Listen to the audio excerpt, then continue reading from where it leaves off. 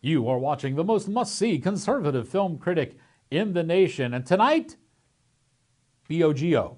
Twofer! You get a twofer in horror films on tonight's episode of Outtakes.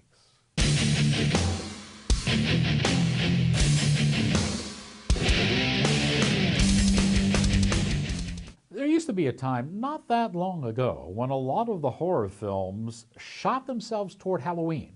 So October, November, you got a lot of scary movies.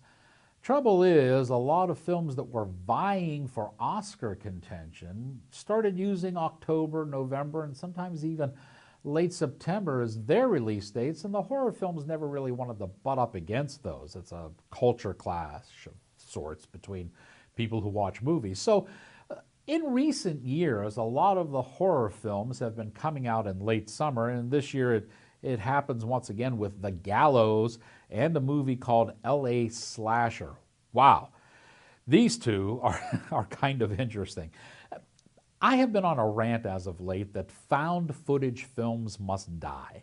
They had their day, they were cute, and I know J.J. Abrams started all this with Cloverfield, and that it was cute. It's done. It's over. I think the only really good one I've seen there was Storage Area 34 or something like that. It was a pretty decent one. But they're not my cup of tea, and they seem to be getting worse. If you want to check my review on the movie called Ghoul, which came out about 4 weeks or so ago, that was a found footage film too, and just blew it. Let's talk about the first one here, which is The Gallows, because it had a pretty wide national release.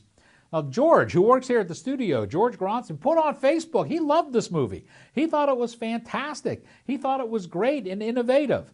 George, you found something in this, buddy, I just didn't see.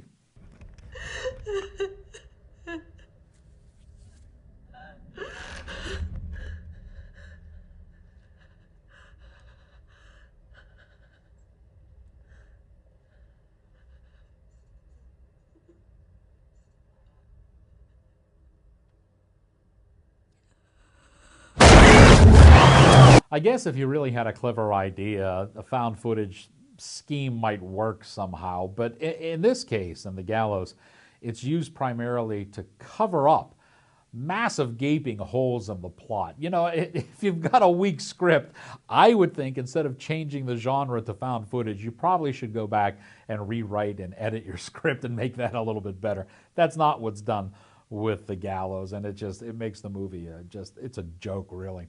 L.A. Slasher is a little bit different. L.A. Slasher was released several years ago as a found footage movie, and it was kind of a torture porn movie, but buried deep inside this found footage porn flick was a message about how stupid reality TV shows are and how dumb the people are who we're making stars who actually have no talent. Now, I know there's names running through your head already on that. So somebody went to Mark Owen, who made the film, and said, you have something good here. You ought to knock off the porn and put in a narrative story, and you'll have a viable movie. That's what he did. And the movie is L.A. Slasher. So what he had was a bunch of footage that was found footage, and now he's going to turn it into a narrative, okay? The problem is the antagonist in the original movie, the star who played him, was no longer available because he had another job and he was on location elsewhere. So they bring in this new guy and they change the entire killer, if you will, by putting him behind a mask, kind of an androgynous type mask, and they hire Andy Dick to do the voiceover so that there's a whole new character with new dialogue delivering the message about the silliness of reality TV shows and people who become stars just because they're teenage and they have a baby or something. Something silly like that. Anyway, you could tell this movie was kind of pieced together trying to deliver a message, and some of the scenes they plain don't work. It was re-edited for a narrative, but it's really not there. This one is not opening yet in the Berg unless it does exceptionally well.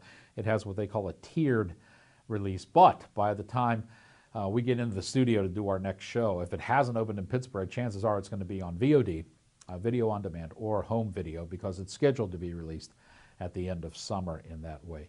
You have the Gallows and you have L.A. Slasher, and while I commend the people for L.A. Slasher for changing from found footage to a narrative tale, this one just plain didn't work. They probably needed a little more time and a better script. Both movies rate a 2 out of 10. Yeah, but who cares? These are like worthless people. They contribute nothing to society. So it's okay for them to die? I mean, who's really gonna miss them? We are those people. It's like he's trying to get rid of anybody who just wants to be famous for 5 minutes and has no real talent. Remember, there is no right or wrong way to watch a movie, but there is a right critic, and that's me.